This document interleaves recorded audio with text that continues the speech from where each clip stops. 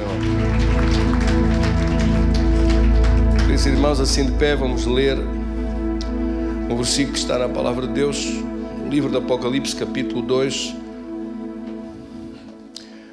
versículo 18. Diz: ao anjo da igreja em Tiatira, escreve: estas coisas diz o Filho de Deus, que tem os olhos como chama de fogo e os pés semelhantes ao bronze polido.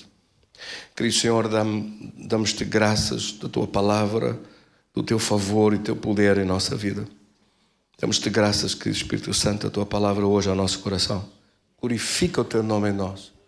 Estende tua mão em vitória sobre a vida dos teus filhos, capacitando-nos e preparando-nos mais para seguir-te com maior intimidade, numa relação de qualidade e valor com Deus, para dar frutos para ti com abundância, vivendo com o temor de Deus em nosso coração, para te agradar sempre, fazendo tua vontade, em nome de Jesus. Amém.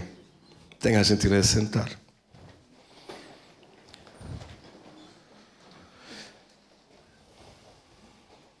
A carta número 4 que Jesus enviou ao anjo da igreja em Tiatira.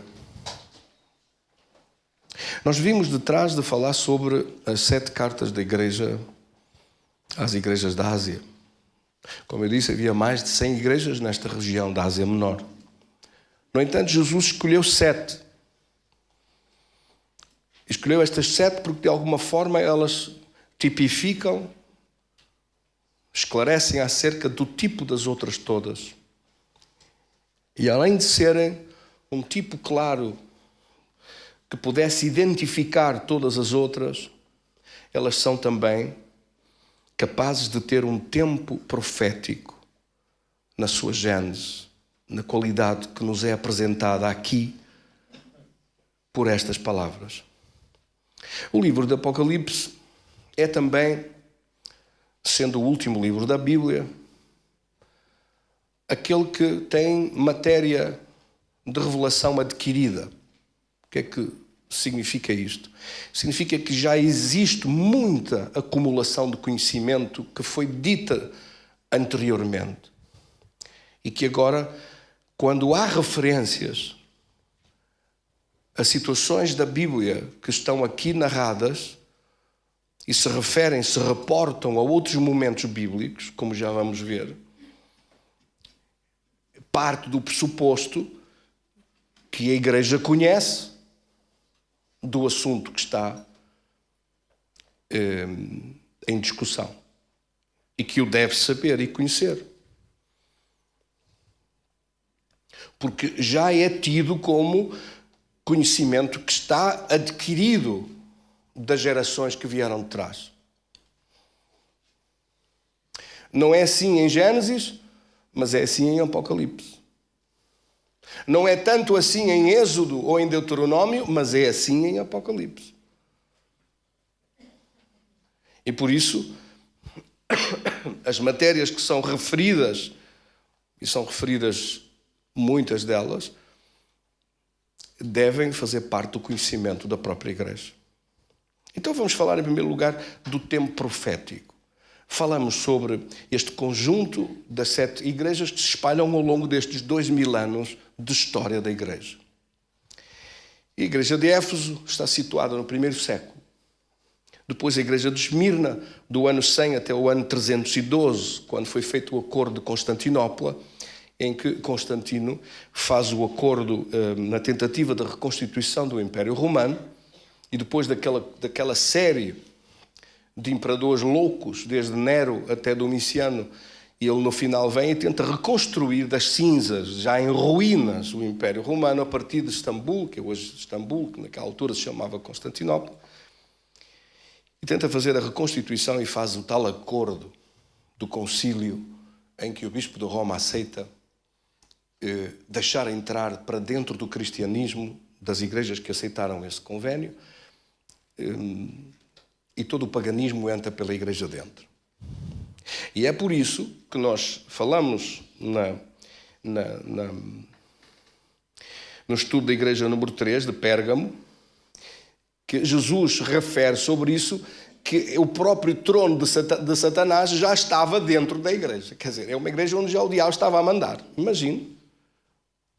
Onde o próprio Satanás já mandava por causa do acordo que foi feito, em que já não é Deus mais que está a dirigir a situação e os destinos daquela igreja, embora mantenha o nome, embora mantenha a aparência de cristianismo, mas faz este casamento da igreja e do Estado. Pérgamo quer dizer isso, casamento. E do ano 312 até 590 falamos sobre isso no último estudo. A igreja de Esmirna, pelo contrário, foi a igreja da perseguição, a igreja das catacumbas, a igreja em que o cristianismo se expandiu velozmente, mesmo assim, debaixo de grande perseguição. E quando e sempre que há perseguição e sofrimento, o nível dos crentes tem que subir a um nível mais alto para vencer. Tem que subir a sua vida a um nível mais alto. Se você estiver debaixo de perseguição, debaixo de grande pressão e angústias e opressões e dificuldades e lutas e batalhas, naturalmente a sua vida de oração tenderá a aumentar mais. Eu não estou com isso a recomendar que haja perseguições e problemas e lutas, mas este é um facto da vida, de que quando as coisas estão mais calmas e pacíficas e tranquilas, as pessoas parece que adormecem um pouco à sombra da bananeira e ficam no comodismo, na comodidade. E a comodidade, se der lugar à indiferença, perde-se um dos pilares de sustentação da nossa vida com Deus, que é o compromisso. Nós olhamos para a palavra de Deus e vemos que a Bíblia diz que Deus deve estar em primeiro lugar na nossa vida.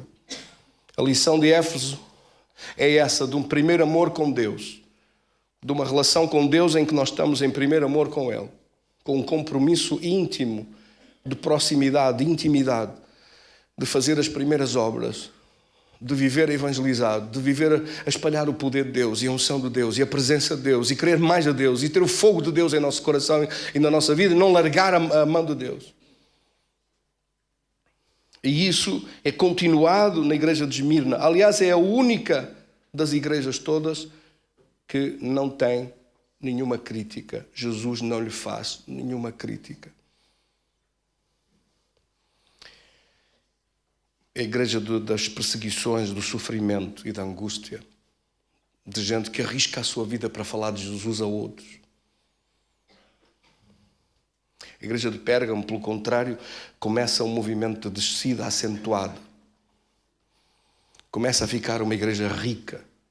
Começa a ficar uma igreja casada com o Estado, sumptuosa, de catedrais, nos lugares maiores e melhores das cidades, oferecidas por Constantino as benesses todas para que tenha os melhores terrenos, as melhores qualidades de tudo, com prendas de grandes quantias de finanças que vêm do Estado para esta igreja. É uma igreja casada com o Estado. Uma igreja casada com as correntes políticas da época, que fala de tudo e mais alguma coisa e começa a afastar-se cada vez mais da presença de Deus, da fé e da pureza da sua vida com Deus. Amém? É uma mistura com o mundo. O paganismo entra pela igreja dentro. As festas dos pagãos são transformadas, são escritos lá os nomes cristãos, mas a festa é dos pagãos. E assim assistimos às festas todas, e são tantas, do São Pancrácio à Santa Genoveva, ao São João, ao São Pedro da Furada, ao Senhor dos Aflitos, à Senhora da Ajuda, que é comes e bebes, vinho verde, sardinha assada, foguetes, bombos e pandeiretas, dança, conjuntos a tocar e pum, catrapum, e no fundo ninguém quer saber, nem vai tratar de nada das coisas de Deus, vai ali, é para saltar, para se divertir, para se rir, para gozar, para comer doces e filhoses e churros e que mais?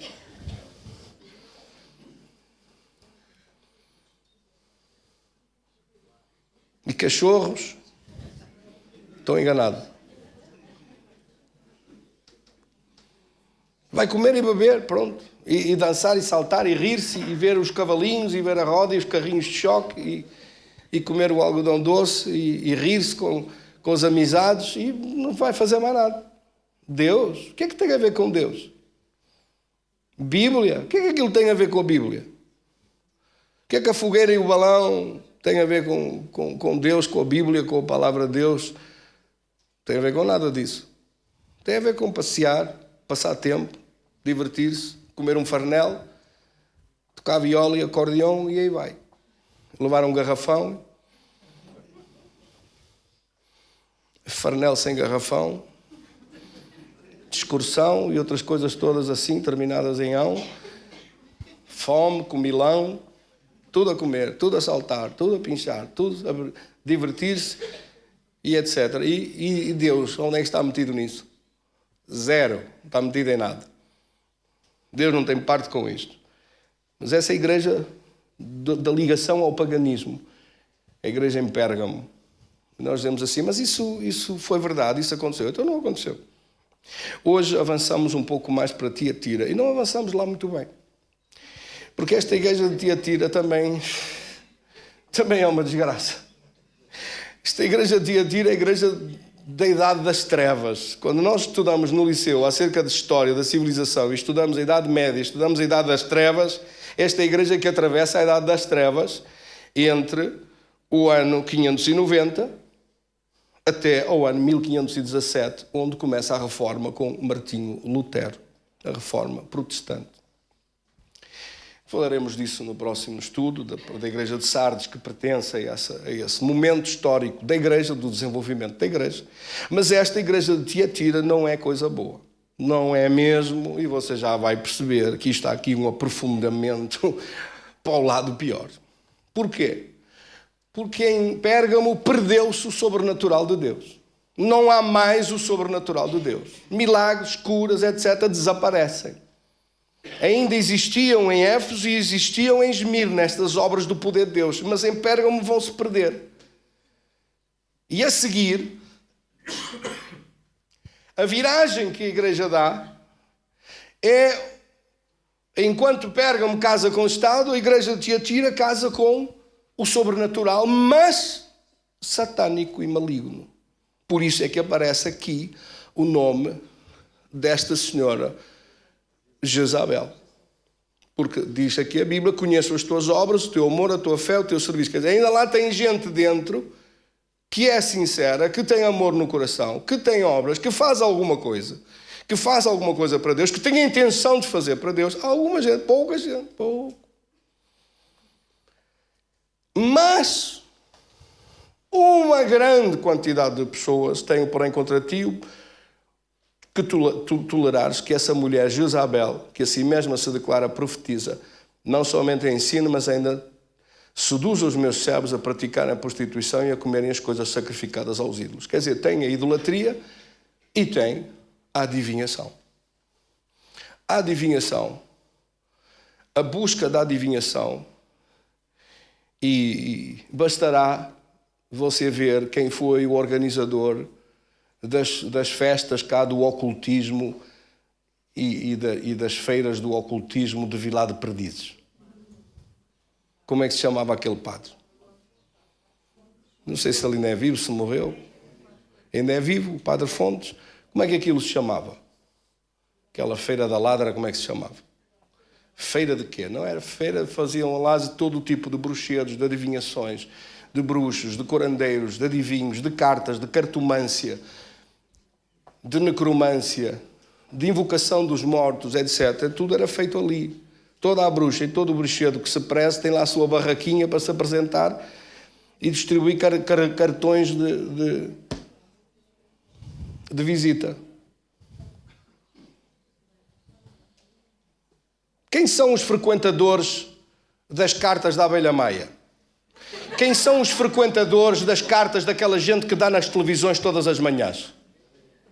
Quem são os frequentadores daquelas pessoas que põem cartas, que ouvem a voz do bruxo, que fala, que diz coisas, que acerta aqui e acolá, que adivinha sobre isto e aquilo? Quem é que tem essas manias de andar só à procura dessas mulherzinhas e dessa gente que agora estão muito refinadas?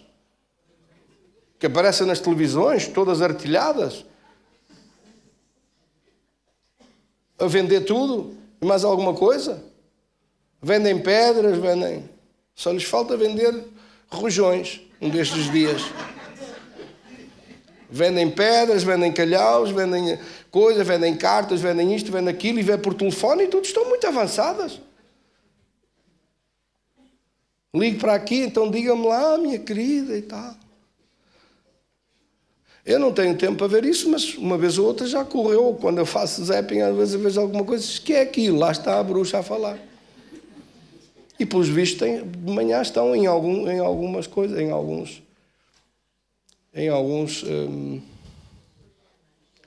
programas de televisão. Eu não sei se ainda eles pagam ou não. Tem aquelas chamadas de valor acrescentado, mesmo que não lhes paguem, há gente ignorante suficiente para estar a pagar a chamada de valor acrescentado para lá, que não deve ser tão pouco como isso, e estar a falar e a perguntar. Quem é que vai a essas coisas? Quem é que se mete nisso? Quem é que gosta de ir por esse caminho? Quem é que frequenta essas tendas? Do ocultismo, das cartas, da cartomância, do bruxedo? Quem é que faz isso? Não somos nós os filhos de Deus. Sim ou não? Já para não falar de outras coisas piores.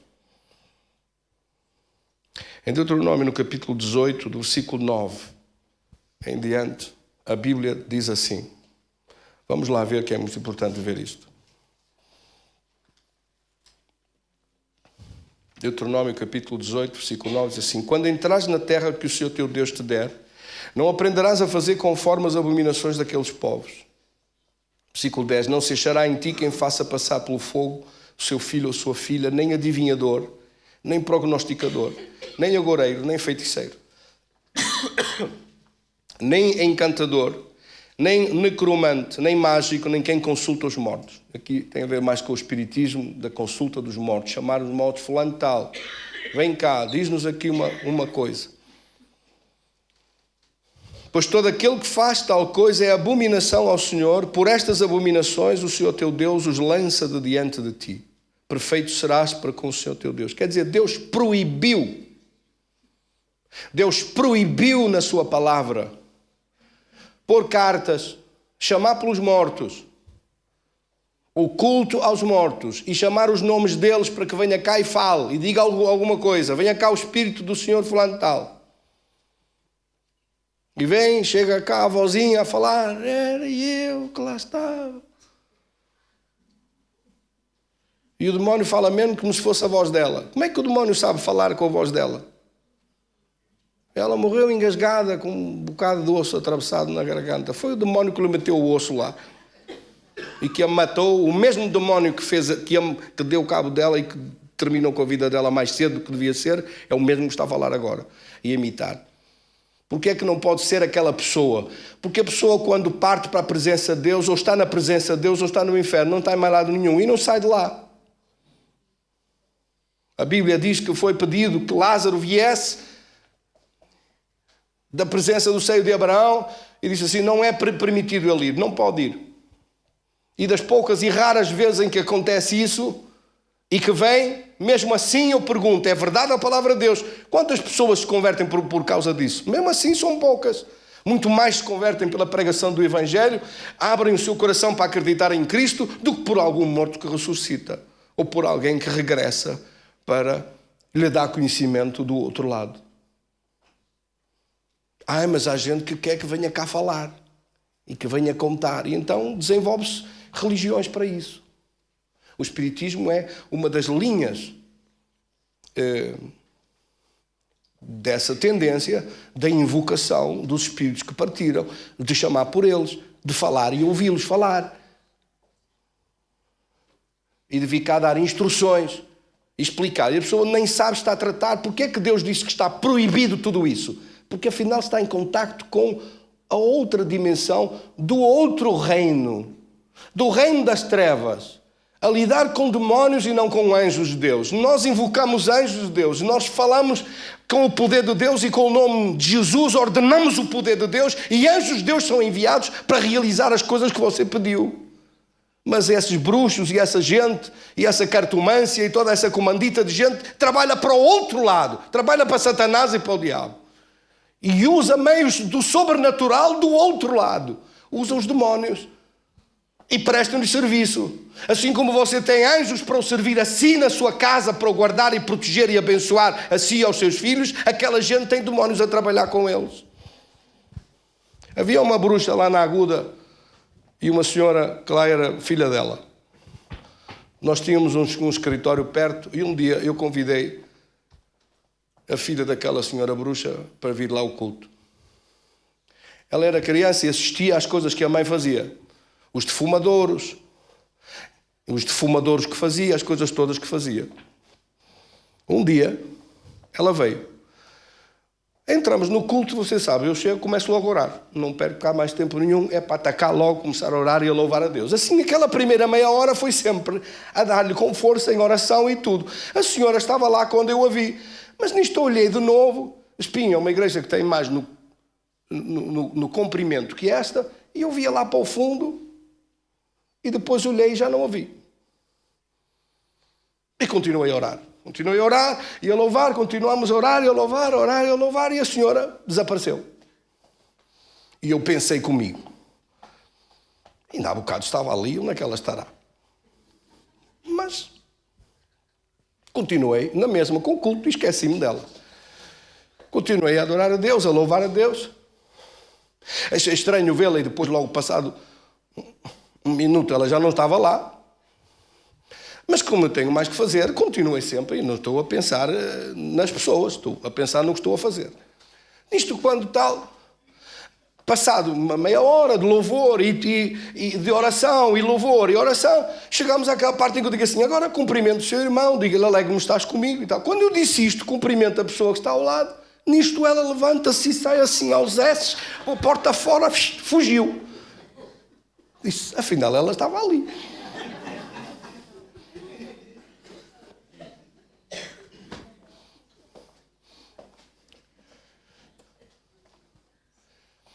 Nesse dia, ao fim de tarde,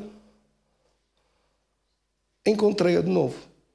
Quando ela me viu, fez assim a mão ao longe. Ai, pastor! O que é que você me fez? Eu disse, eu convidei-a para vir lá. Ela disse, não vou mais. Nunca mais. Não vai mais porquê? E ela então aproximou-se assim devagarinho com medo e disse, é que eu tive muito medo. Olha, como começou a sua voz a cantar e a orar, perdi as forças todas e caí no chão. E só ouvia vozes dentro de mim, sai daqui, foge. Só ouvia vozes dentro de mim a dizer, foge, sai, tudo a gritar. Muita gente dentro de mim a gritar com muitas vozes. Para eu fugir e para sair dali, que não podiam estar ali. Mas eu não tinha forças. Caí no chão sem forças, fiquei sem forças. Nem podia mexer.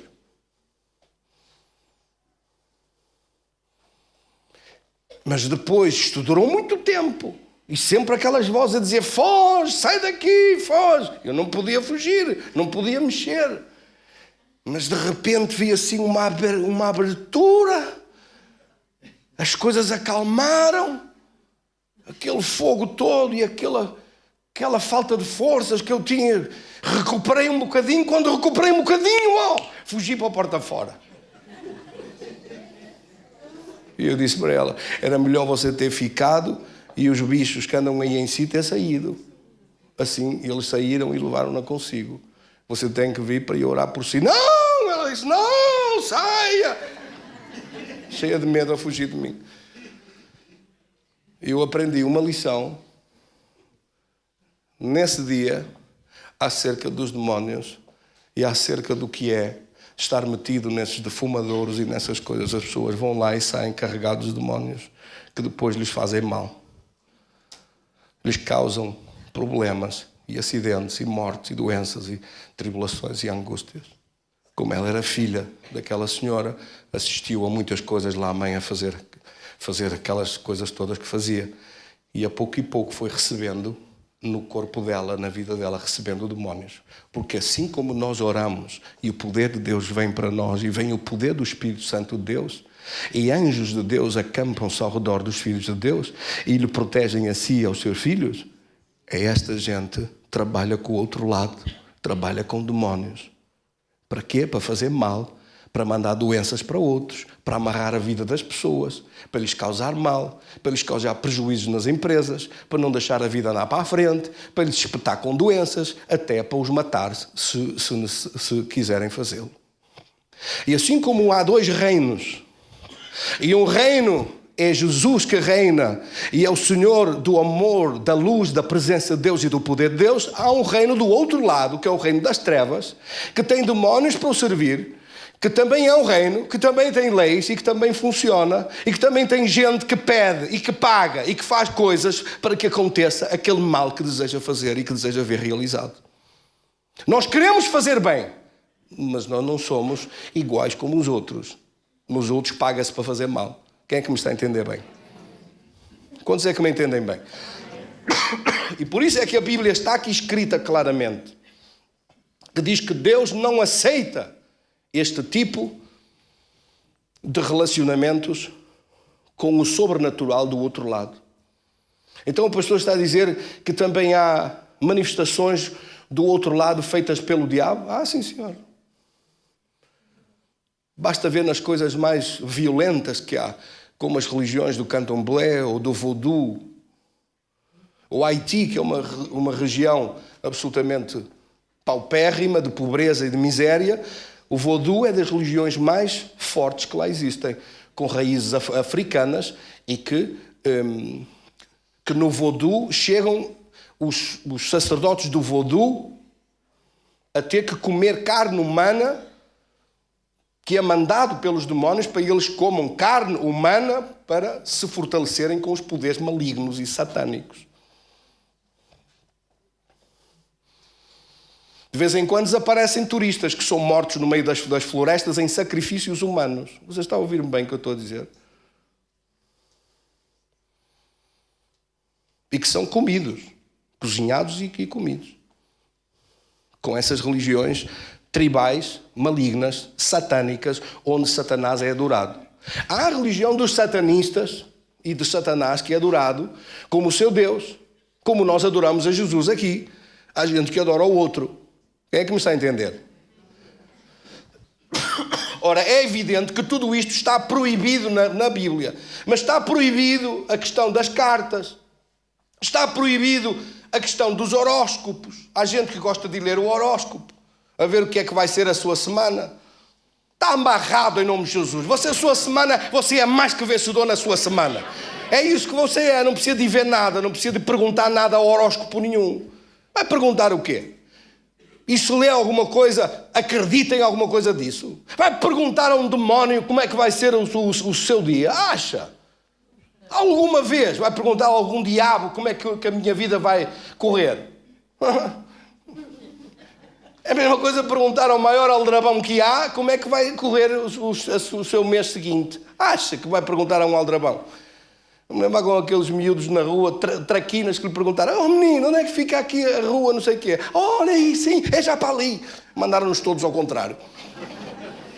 E há gente que pergunta ao diabo para ser mandado ao contrário. O que é que vai perguntar a cartas, a cartomantes? A gente dessa que trabalha para o outro lado, alguma coisa disto. Deus disse: não faças isso. Não faças isso porquê? Porque isso é abominação. Estás a fazer um acordo para trabalhar com eles, a perguntar a eles, quando tem um Deus a quem perguntar, e vai perguntar ao demónio?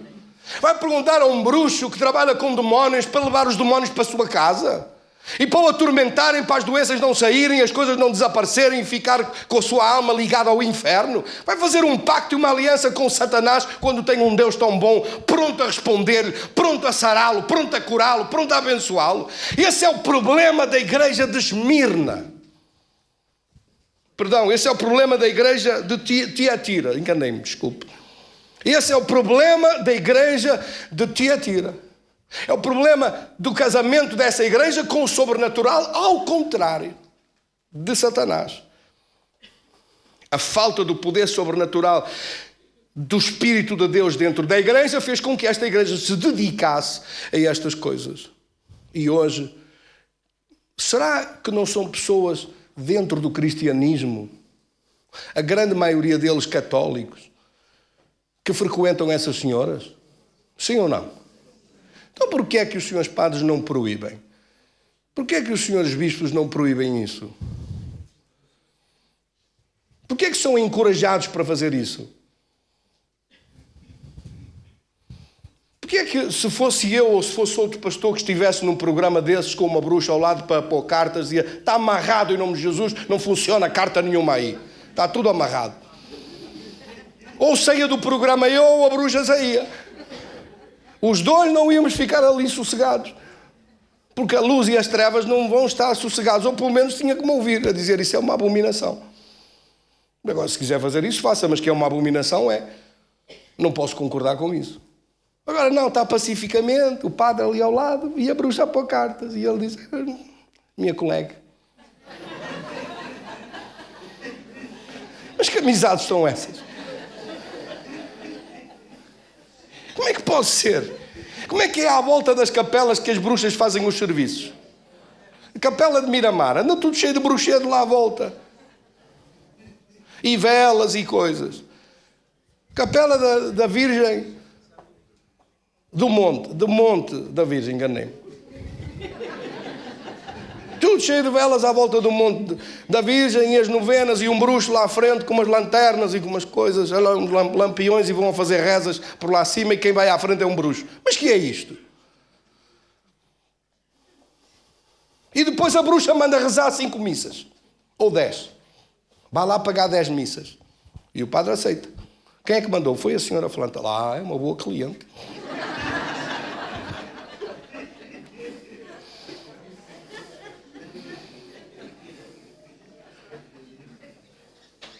Essa igreja de Tiatira,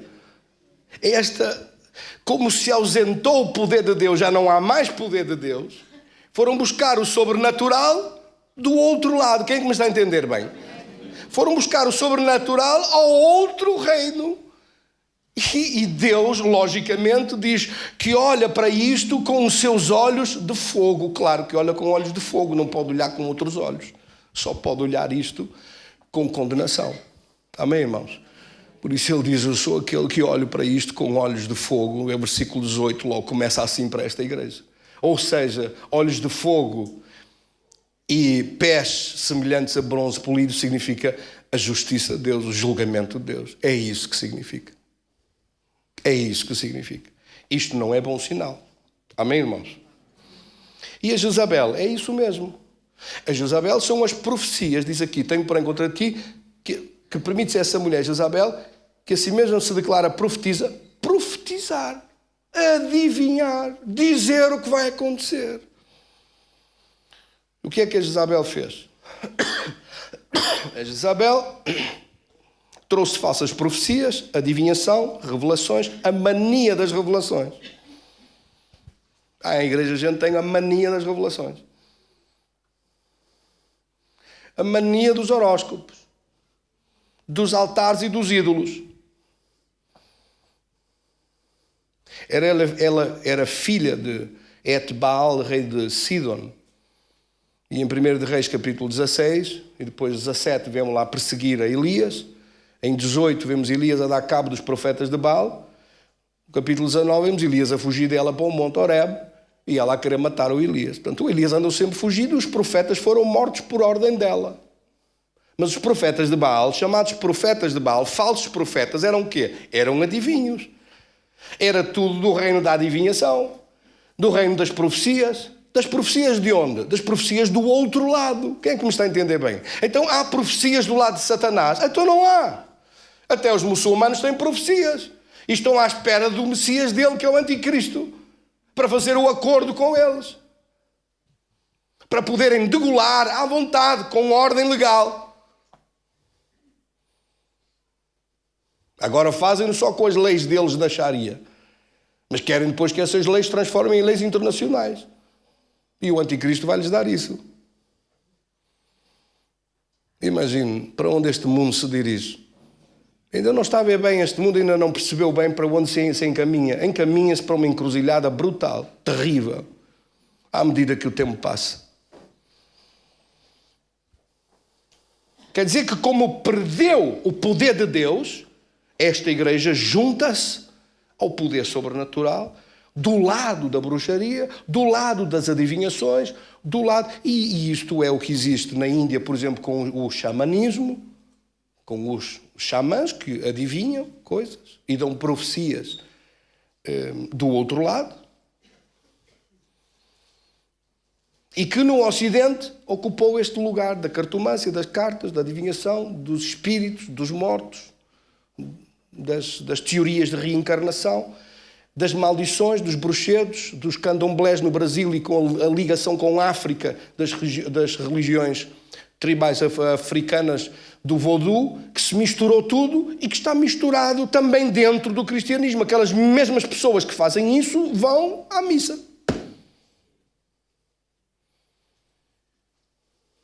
E Deus diz, isto é uma prostituição espiritual. Isto é um adultério espiritual do pior que pode haver. Isto não é permitido pela palavra de Deus. Por isso é que a Bíblia diz que Deus é, neste caso, o julgamento de Deus vem sobre estas igrejas e vem sobre estas pessoas que o fazem. E não é bom. E não é bonito o que diz aqui. Versículo 22 diz, grande tribulação daqueles que com ela adulterem, caso não se arrependam das obras que ela incita. Matarei os seus filhos. Olha o que Deus diz. Deus permitirá a morte dos seus filhos. Dos seus filhos é dos seus membros, dos seus crentes, dos seus seguidores. É isso que quer dizer. Já viu o perigo em que estas pessoas estão? Você já imaginou bem o perigo em que estas pessoas estão? Deus permite que o diabo os mate. Deus permite. Vai para ídolos. Quantas pessoas você já viu vão em excursões a caminho de um santuário, de um ídolo, para adorar um ídolo, uma ídola, e pelo caminho vai a caminhoneta para o ribanceiro abaixo e morre uma quantidade de gente. Mas é interessante, são ídolos, não faz parte da palavra de Deus, está proibido pela palavra de Deus, mas não viram costas. Continuam a fazer as mesmas coisas. Mesmo com acidentes, com mortes, ficam paralisados em cadeiras de rodas, todos atrofiados, todos mortos, uns aleijados, outros ficam assim e continuam no ano seguinte a fazer a mesma coisa. E há crentes que têm o poder de Deus, a presença de Deus e a glória de Deus, cultos tão abençoados. Vou ver se nos vamos ver, quando é que nos vamos ver da próxima vez. Que ainda vou pensar nisso. E que às vezes por qualquer coisa se ofendem. E tem um Senhor cheio de glória e maravilhoso, capaz de lhes dar tudo. Os outros têm ídolos, apanham pancada, acidentes, mortes, destruição, não largam. E os crentes têm o Deus Criador dos céus e da terra. E às vezes ficam a pensar duas em duas, será que vale a pena? Está frio. Será que vale a pena? Estou cansado. Será que vale a pena? Já fui a 2 cultos no mês passado. E o compromisso com Deus, e a ligação ao poder de Deus, e o fogo de Deus, e a necessidade do poder de Deus na nossa vida, para não permitir que um diabo derrotado queira fazer a vontade dele e os planos dele na sua vida. Diga comigo, não permito isso em nome de Jesus. Esse diabo tem que ficar debaixo dos meus pés. Há muitos crentes que ainda não perceberam que nós dependemos do poder de Deus para vencer. Dependemos da graça de Deus para triunfar sobre as batalhas, as adversidades à nossa frente. E que levamos tudo à nossa frente quando nos enchemos do poder de Deus. Mas temos de ter um compromisso firme com a presença de Deus e a palavra de Deus. Amém, queridos irmãos? Meus queridos irmãos, esta palavra que Deus está a declarar neste texto, Deus convida ao arrependimento, diz que eles têm que mudar, têm que se arrepender e deixar isso tudo. Eu creio de todo o meu coração E desejo de toda a minha alma não estar enganado nisto que eu vou dizer. Eu acho que aqui não há ninguém que anda a consultar cartomantes, nem cartas, nem pôr cartas, nem ir ao horóscopo, nem ler qual é o horóscopo da semana. Está amarrado em nome de Jesus. Eu acho que não há ninguém que tenha esse atrevimento. Mas pelo simples não, vou avisando que esse assunto tem uma ligação ao reino das trevas. E vou informando já que todo aquele que o faça está a atrair para si, para a sua casa, para a sua vida, as maldições que estão nesta palavra. Por isso, não o faça de maneira nenhuma.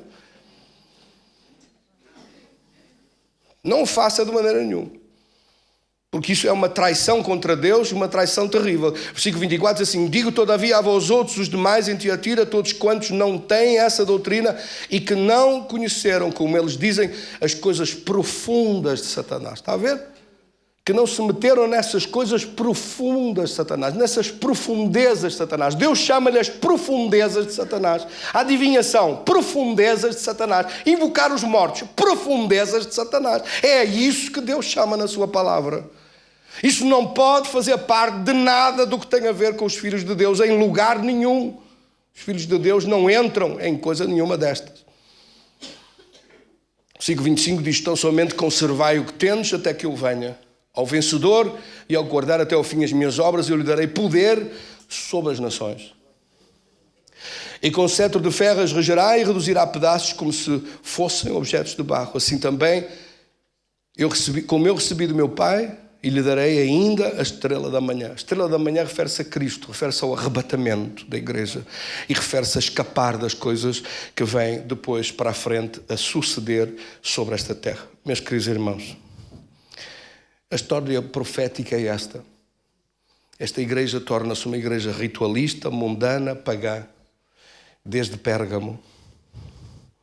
Os crentes assistem a rituais, os sacerdotes realizam tudo, a missa é em latim, ninguém percebe nada, a Bíblia é proibida, ninguém sabe ler a Bíblia, ninguém tem Bíblia para ler. Durante esta idade das trevas não há Bíblias, tome bem nota, não há Bíblias, o povo não lê, a Bíblia é em latim, só os clérigos é que leem, e não são os clérigos ali da torre.